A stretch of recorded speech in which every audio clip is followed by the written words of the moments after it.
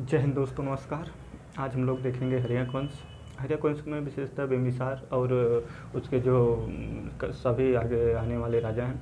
अच्छा, हरिवंश की विशेषता ये है ना कि हरिवंश ने अपने राज्य के विस्तार के लिए युद्ध से ज़्यादा वैवाहिक संबंध अच्छे किए। क्योंकि राज्य का विस्तार के लिए क्या किया जाता है भाई, राज्य के विस्तार के लिए युद्ध किया जाता है और अपने पड़ोसी राज्यों पर विजय प्राप्त करके उसे अपने मिला लिया जाता है। लेकिन बिंबिसार ने युद्ध के साथ साथ पहला ऐसा राजवंश है जो कि वैवाहिक संबंध काफ़ी अच्छे किए। अपने पड़ोसी राज्यों के साथ जो उनकी राजकुमारियाँ थीं उनसे विवाह किया। क्योंकि स्वाभाविक है, विवाह करने के बाद क्या हुआ, उस राज्य से उसका संबंध क्या हो जाएगा, मधुर हो जाएगा, अच्छा हो जाएगा। और उसके राज्य की जो विस्तार की नीति है वो क्या हो जाएगी और प्रबल हो जाएगी, वहाँ तक हो जाएगी। क्योंकि उसके जो संबंधी होंगे ना, उसका भी तो साथ देंगे राज्य विस्तार करने में।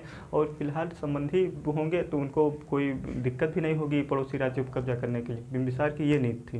अच्छा, देखते हैं आज बिंबिसार की। अच्छा देखें, बिंबिसार जो है ना वो पहला राजवंश है मगध का। तो देखते हैं बिंबिसार के बारे में। इसका शासनकाल हर्यवंश का कब से कब तक था। हर्यवंश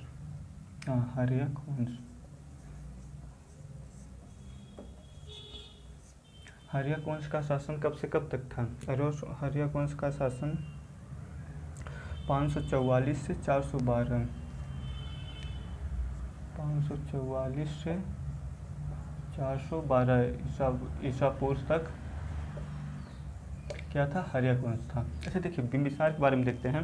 तो बिंबिसार जो है ना वो उसके राज्य की जो नीति थी वो काफ़ी अच्छी मानी जाती है। और बिंबिसार का जो राज्य था, किसके बारे में देखेंगे, हर्यवंश का संस्थापक कौन है, बिंबिसार। तो बिंबिसार के बारे में देखते हैं। बिंबिसार, तो देखते हैं बिंबिसार बारे में। इसके पहले देख लेते हैं पिता।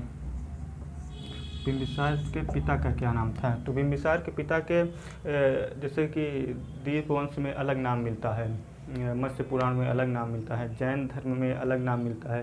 तो कभी कभी ग्रंथों के अनुसार नाम पूछ लेता है कि भाई, जैसे पूछ लेना कि दीपवंश के अनुसार बिंबिसार के पिता क्या नाम था। तो ग्रंथों के अनुसार मैं बता दे रहा हूँ कि क्या नाम था। इसे देखिए, मैं देखता हूँ पिता, 3 नाम था इसके पिता का। पहले देखते हैं दीपवंश,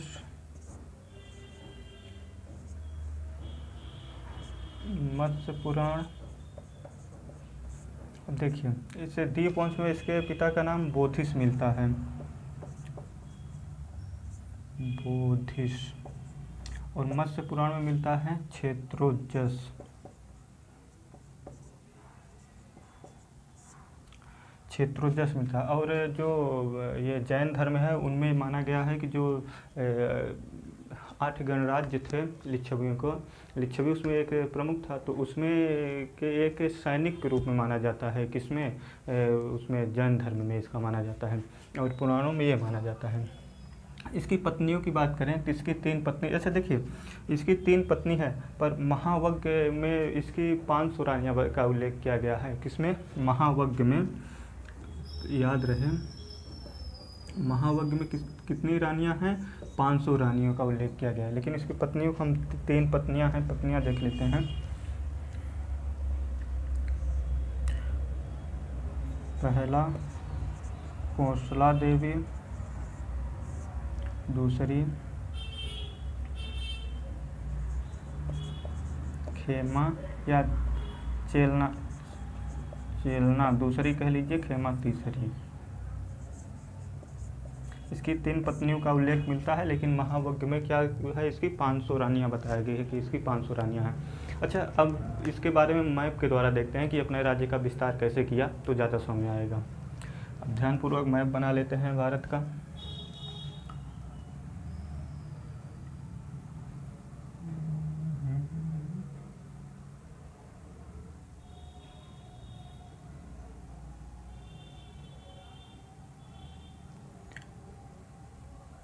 मैप के माध्यम से पढ़ने में काफ़ी अच्छा समझ में आ जाता है और काफ़ी लाभकारी रहता है मैप से पढ़ने में। क्योंकि मैप से पढ़ने से होता है ना कि कोई भी चीज़ जो है वो डायरेक्ट हमारे माइंड में जाकर उसका चित्र बन जाता है कि ये राज्य इस तरह था, ये राज्य यहाँ पर था। और उसे पढ़ने में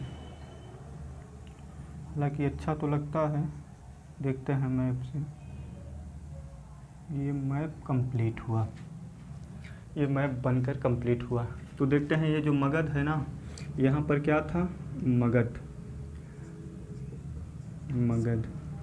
यहाँ पर अंग बिहार, यहाँ पर वज्जी संघ, वज्जी संघ, यहाँ पर कौशल, इसके नीचे आइए तो काशी, और यहाँ पर वत्स। ठीक, हाँ इतने राज्य थे।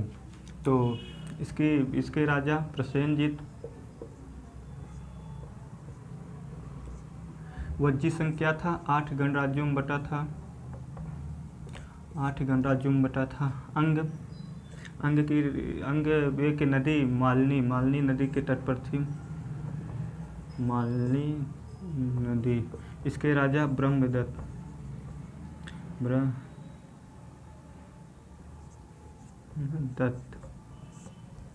ठीक, इसके राजा क्या थे, ब्रह्मदत्त थे। और यहाँ पर अवंती था, इसके राजा चंद्रप्रघोत,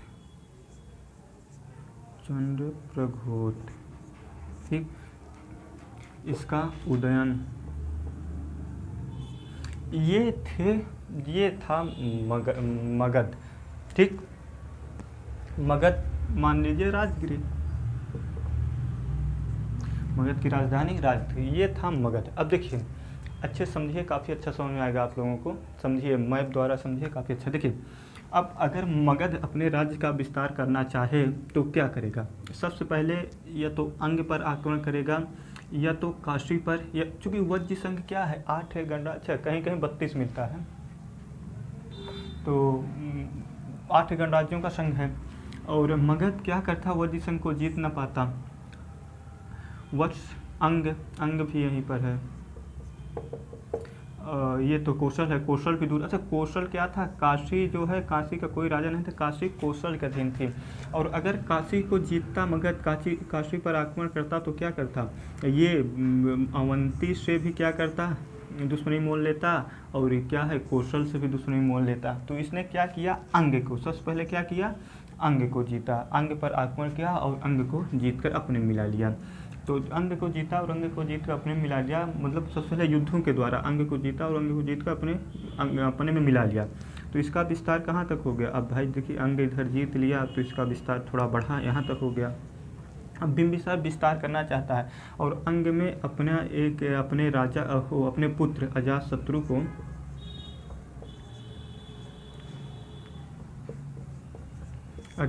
को यहाँ का क्या कर दिया, राजकुमार, यहाँ का राजकुमार मतलब अजातशत्रु को सौंप दिया, ये बिंबिसार ने, इसको जीत लिया अंग के। अच्छा अंग जो है वो एकदम पूर्वी छोर पर था और इसके मतलब इर्द गिर्द कोई क्षेत्र भी नहीं थे, कोई राज्य भी नहीं था कि इसकी मदद कर सके कोई राज्य। तो मगध क्या था, अंग जीत। अच्छा देखिए अब इसने सोचा भाई अगर काशी पर आक्रमण करें तो क्या होगा, काशी किसके संरक्षण में है, काशी क्या है, कौशल के।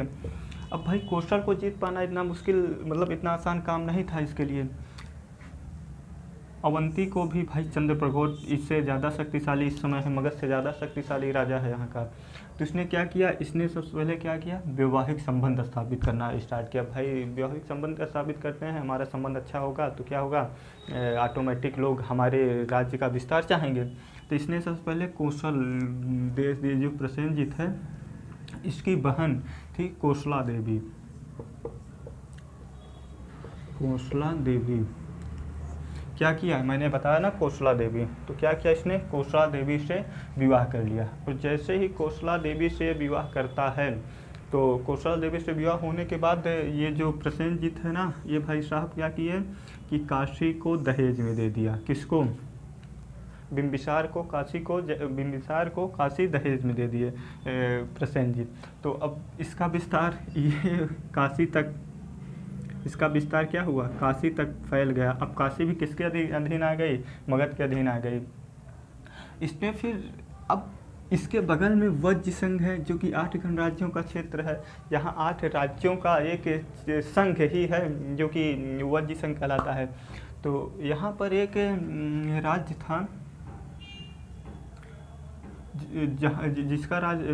जिसका शासक था चेटक। क्या था इसका? चेटक। तो चेटक ने क्या किया? अपनी पुत्री चेटक ने अपनी पुत्री चेलना का विवाह कर दिया बिंबिसार से। देखिए बिंबिसार का क्या हुआ? बिंबिसार से पहले किसने विवाह किया? कौशला देवी। उसके बाद चेलना। ये क्या था? चेटक जो था अपनी अपनी पुत्री का विवाह कर दिया बिंबिसार के साथ। पुत्री का नाम क्या था? चेलना। अब देखिए एक त्रिशला थी चेटक की बहन। त्रिशला क्या थी? चेटक की बहन। वो कौन है? महावीर स्वामी की माता है। तो इसने संबंध क्या किया? अपने बहन का विवाह किया था महावीर स्वामी के माता है उनकी बहन चेटक की, और पुत्री चेलना बिंबिसार के साथ। उसके बाद यहाँ पर एक मद्र देश है, पंजाब में एक है मद्र देश है। तो वहाँ की राजकुमारी है खेमा। तो इसने अब सोचा भाई देखिए इधर इसका हो गया, अब ये सब तो इसके अधीन ही है, कोई बात नहीं। कौशल देश भी इसका अच्छा खासा संपर्क में आ गया, ये सब कौशल है और मद्र है। तो इसने अपना विस्तार इस एरिया में करना चाहा। तो यहाँ पंजाब में एक मद्र देश है। मध्य देश की राजकुमारी कौन है? खेमा है। तो इसने क्या किया? मध्य देश की राजकुमारी खेमा से विवाह कर लिया भैया। और खेमा से विवाह करने के बाद क्या किया? अपने राज्य का विस्तार शुरू कर दिया। अब इसके राज्य का विस्तार काफ़ी हो गया। अब इधर काशी दहेज में ही मिल गई, मगध वज्र संघ है, कोई दिक्कत ही नहीं है। इधर ये सब इधर भी आ गया, पंजाब तक इसका क्षेत्र आ गया। और अंग में वैसे ही मतलब आक्रमण करके मिला लिया था अंग को। अब इसने सोचा भाई क्यों ना अवंती, भाई अब अवंती शक्तिशाली, अवंती पर राज्य आक्रमण करके अवंती को अपने मिलाना चाहता था ये। तो अचानक ऐसा हुआ ना कि ये जो अवंती का राजा था चंद्रप्रघोट, इसकी तबीयत जो है थोड़ा ख़राब हो गई, ये बीमार पड़ गया और इसे पांडु रोग हो गया। भाई पांडु रोग हो गया, ये ठीक नहीं हो रहा। इसके यहाँ के जितने वैद्य हैं सब फेल हो गए कि भाई इलाज ही नहीं कर पा रहे हैं, इसकी तबीयत ठीक नहीं हो पा रही है, वैद्य जो हैं वो इसका इलाज नहीं कर पा रहे हैं। तो इस चीज़ का लाभ उठाया किसने? उठाया बिंबिसार ने। इस चीज़ का लाभ उठाया बिंबिसार ने। लाभ कैसे उठाया? इसका एक वैद्य था, जीवक नाम था उसका, जीवक। इसने जीवक को बिना चंद्रप्रघोट को सूचना दिए ही जीवक को भेज दिया कि जाकर भाई चंद्रप्रघोट की क्या करो, दवा दारू करो। और उसके बाद चंद्रप्रघोट क्या हुआ? यहाँ आया, जब दवा किया तो चंद्रप्रघोट ठीक हो गया। और ठीक होने के बाद भाई मैत्रीपूर्ण संबंध हो गया। क्योंकि भाई किसी की जान बचाना क्या होता है भाई, ऐसे भी अगर आप किसी की जान बचाते हो तो सबसे पहले आपका हाथ आगे बढ़ा देता है, भाई आप हमारे मित्र हैं, ऐसा वैसा दुनिया भर के मतलब अच्छाइयाँ आपको बस थोप जी दी जाती हैं। तो वैसे भी हुआ कि इसने क्या हुआ, इस मित्रता की हाथ बढ़ाया अपने कि भाई मित्र हो जाओ। तो इसने मगध क्या कर ली, अब बिंबिसार चाहता था कि भाई किसी तरह अवंती पर कब्जा किया जाए, अवंती के साथ संबंध अच्छा किया जाए।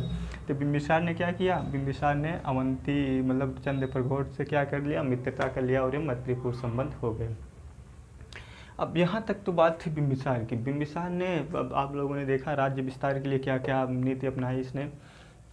अब बिंबिसार का जो पुत्र था भाई अजातशत्रु। अच्छा, अजातशत्रु को ऐसा माना जाता है कि प्रथम पितृहंता है, मतलब पहला ऐसा शासक है जिसने अपने पिता की हत्या करके गद्दी पर बैठा। अच्छा, ऐसा मिलता है, किसमें मिलता है? महावज्ञ में मिलता है कि इसका चचेरा भाई, महावज्ञ में ये मिलता है कि इसका चचेरा भाई जो था वो इसको बहकाया अपने मतलब पिता के प्रति कि यार अब तुम्हारी उम्र काफ़ी हो गई है, तुम इतने बड़े हो गए हो, तुम्हारे पिताजी बूढ़े हो गए और ये शादियों पे शादियां कर रहे हैं। मैंने बताया ना कि इनकी 500 रानियाँ थी और ये शादी करने में काफ़ी माहिर थे और अपना इस तरह सब शादी वादी करके विस्तार किए हैं ये। तो बताया कि भाई खूब भड़का दिया कि भाई शादी वादी कर रहे हैं और तुम्हारी शादी नहीं करवा रहे हैं, कब तुम्हारी शादी होगी? जब बूढ़े हो जाओगे तब।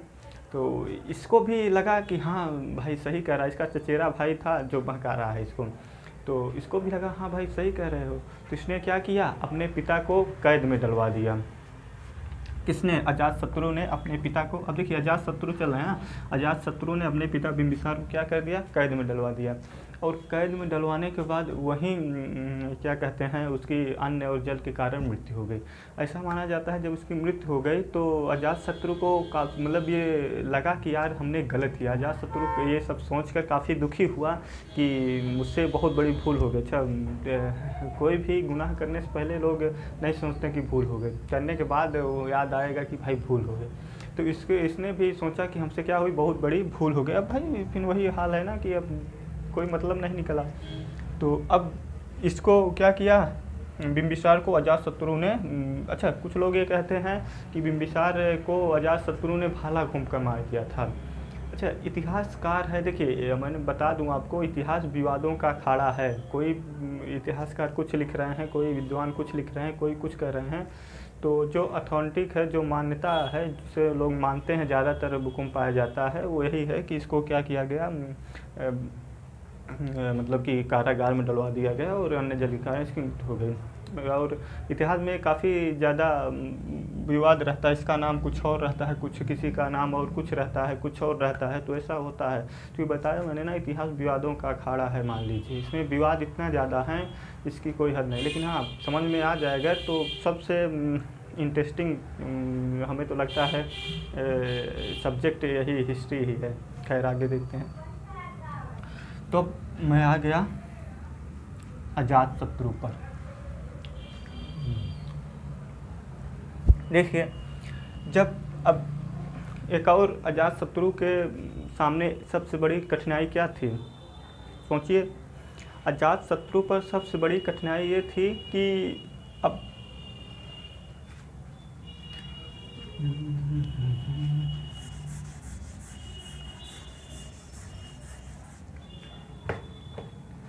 देखिए, अजातशत्रु पर सबसे बड़ी कठिनाई क्या थी, जो काशी था, काशी दहेज में दिया गया था किसको, बिंबिसार को। तो प्रसेनजीत ने काशी को क्या कर लिया, वापस ले लिया। अब कारण भी था कि भाई इतना अच्छा संबंध था, तुम उसको जेल में मान लीजिए कारागार में डाल कर मार दिए, तो वापस ले लिया। और ये जो वज्र संघ था, जो चेटक था, चेटक भी क्या हुआ, इससे नाराज़ हो गया। उसने भी जितना राज्य का विस्तार किया उसको भी वापस ले गया। मगध वो मद्र जो था पंजाब में, खेमा जहाँ की राजकुमारी थी, ये भी, मतलब जितनी 3 राजकुमारियाँ थी, 3 को तीनों जो दिया था सब वापस ले लिया। यानी मगध क्या हुआ, फिर से सिमटने की स्थिति में आ गया।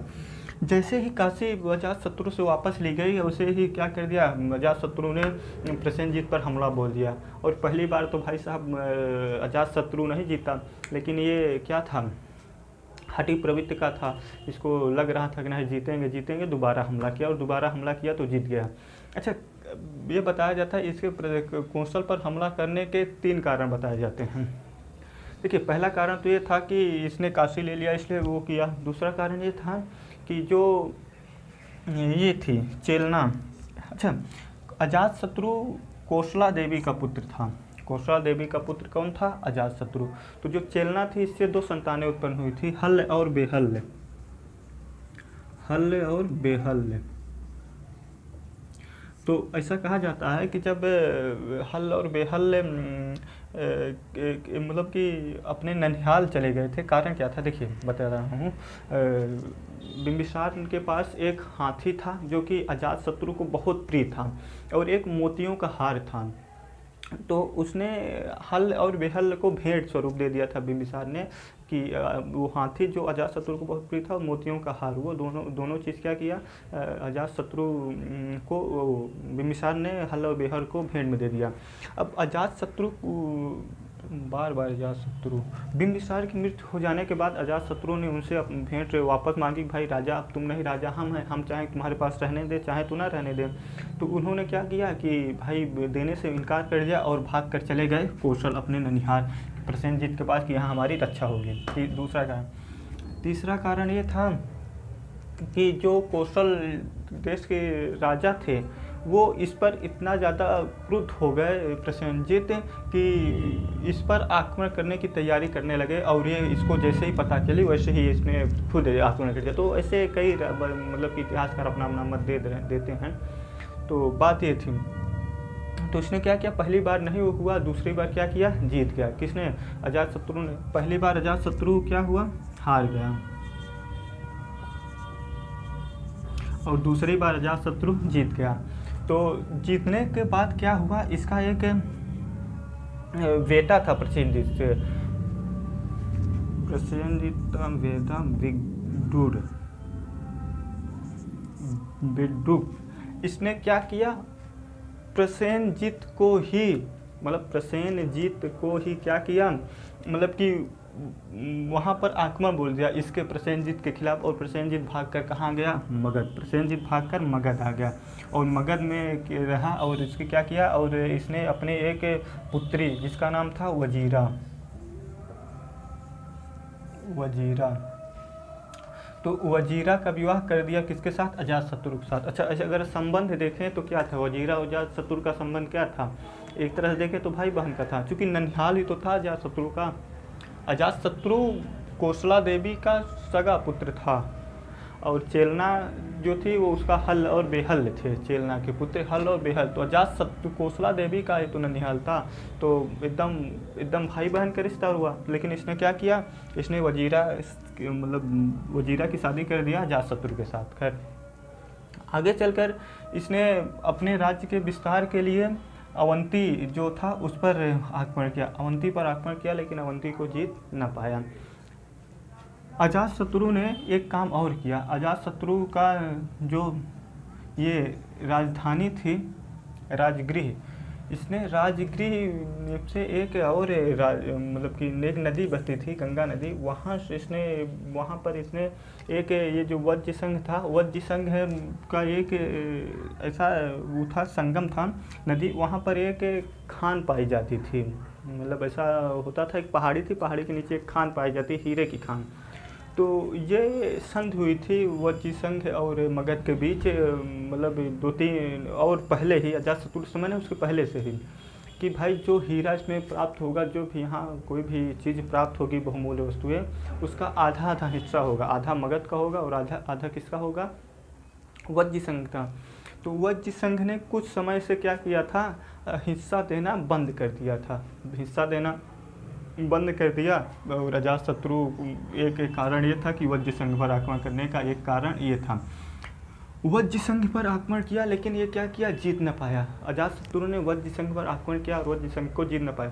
कारण क्या था न जीत पाने का, कारण ये था कि ये 8 गणराज्यों का संघ था। तो इसी समय इसने एक गंगा नदी के तट पर अजातशत्रु ने एक दुर्ग का निर्माण कराया,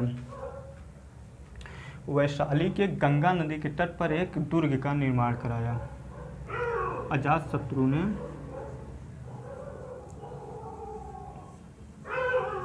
वैशाली के गंगा नदी के तट पर एक क्या किया, दुर्ग का निर्माण कराया। और कहा जाता है कि उस दुर्ग में इन्होंने क्या किया, बुद्ध को बुलाया था, महात्मा बुद्ध को, क्या करने के लिए, धागा काटने के लिए, मतलब बुलाया था भाई कि आइए आप इसका क्या करिए, उद्घाटन करिए। तो गए थे, तो महात्मा बुद्ध ने एक मंत्र दिया, यूँ कह लीजिए, एक मंत्र ही होता है, जैसे अगर किसी के दूसरे के बीच भड़काने वाला चीज़ बताया जाए तो उसे अब यही कहेंगे।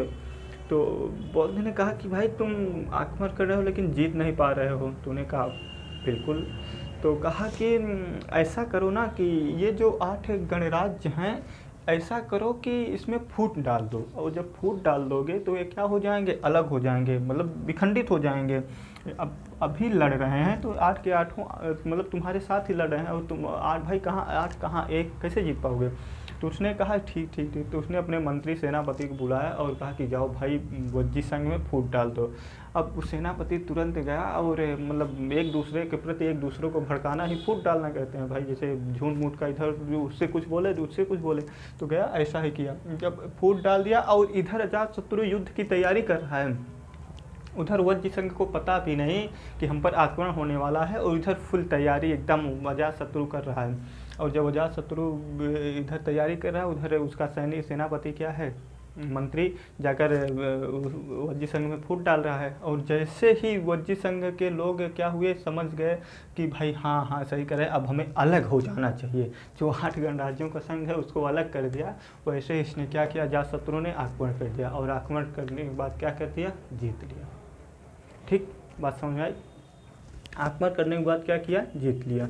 किसको जीत लिया, वज्र संघ को। अब फिर इसका ये काशीवासी, अब जैसे इसका विवाह वजीरा के साथ किया था, काशीवासी फिर दहेज में मिल गया इसको, अब कोई दिक्कत नहीं है।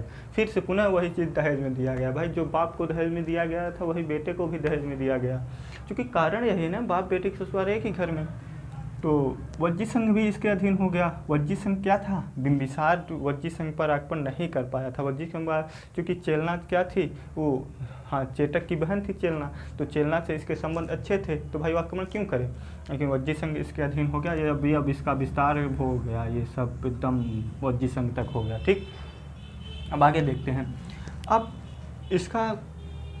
इसने भी क्या किया कि शादियाँ वादियाँ करने में, अच्छा यहाँ के राजा जो थे ना, ये ऐसा माना जाता है पितृहंता, इसे पितृहंता वंश भी कहते हैं। तो ये इसने भी क्या किया कि शादी वादी करने में काफ़ी माहिर था। इसने अपने बेटे उदयन, इसका पुत्र था उदयन, इसने उदयन पर ध्यान नहीं दिया भाई, कि जैसे बताया जाता है ना कि राज्य विस्तार में इतने लिप्त हो गए थे, वैवाहिक संबंध स्थापित करने में इतने व्यस्त हो गए थे कि अपने पुत्रों पर ध्यान ही नहीं दे पा रहे थे, भाई कोई ज़रूरत ही नहीं। तो शादियाँ इसने भी काफ़ी शादियाँ की। तो हुआ ये कि अब अजातशत्रु क्या था, इसका पुत्र क्या था, अजातशत्रु का पुत्र उदयन था। तो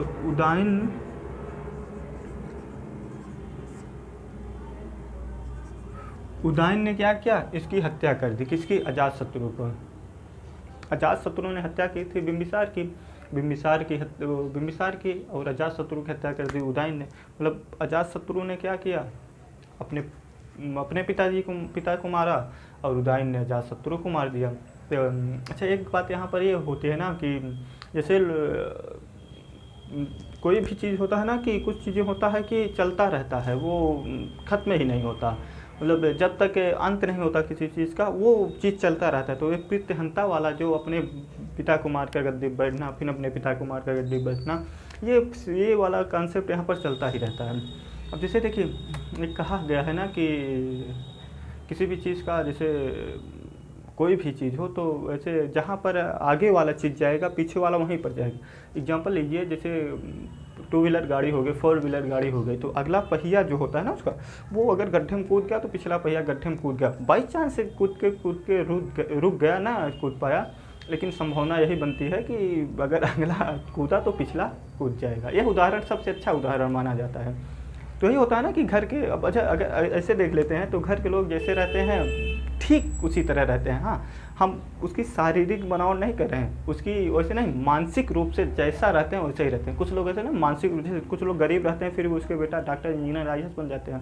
तो आप ये कह दीजिए भाई घर के लोग गरीब हैं, बेचारा गरीब नहीं, उनकी मानसिक स्थिति जो थी ना, वो डॉक्टर IAS इंजीनियर की तरह पहले से ही थी, जो कि उनको ना मिला मौका, उनके पुत्रों को मिल गया।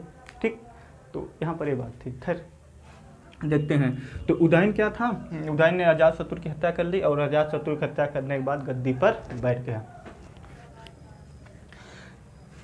ऐसा माना जाता है कि उदयन गद्दी पर बैठा तो, लेकिन ये ज़्यादा समय तक शासन ना कर पाया।